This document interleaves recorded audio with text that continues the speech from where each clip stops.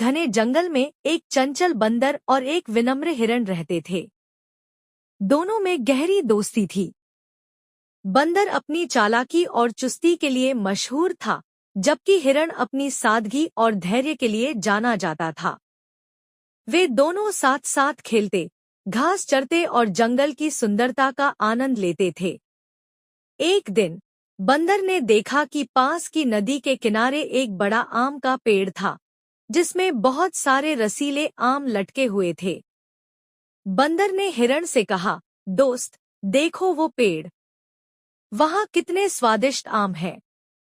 हमें उन्हें खाने जाना चाहिए। हिरण ने पेड़ को देखा और कहा, हमें सावधानी से जाना चाहिए।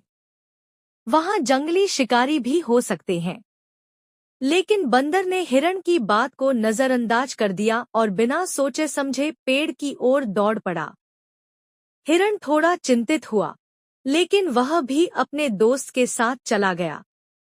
जब वे पेड़ के पास पहुंचे, बंदर फुर्ती से पेड़ पर चढ़ गया और आम तोड़ने लगा।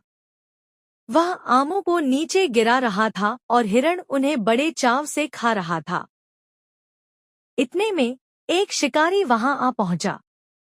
वह बंदर और हिरण दोनों को देखकर खुश हो गया और उसने तुरंत अपना जाल बिछा दिया। बंदर तो पेड़ पर था, लेकिन हिरण नीचे फंस गया। शिकारी धीरे धीरे जाल की ओर बढ़ने लगा। हिरण बुरी तरह फंसा हुआ था और उसे समझ नहीं आ रहा था कि अब वह क्या करे। बंदर ने तुरंत स्थिति को समझा और सोचा, मुझे कुछ करना होगा, नहीं तो मेरा दोस्त पकड़ा जाएगा। उसने अपनी चालाकी का इस्तेमाल किया। उसने पेड़ से छलांग लगाई और तेजी से शिकारी के सामने जाकर उसकी टोपी और सामान छीनकर भागने लगा।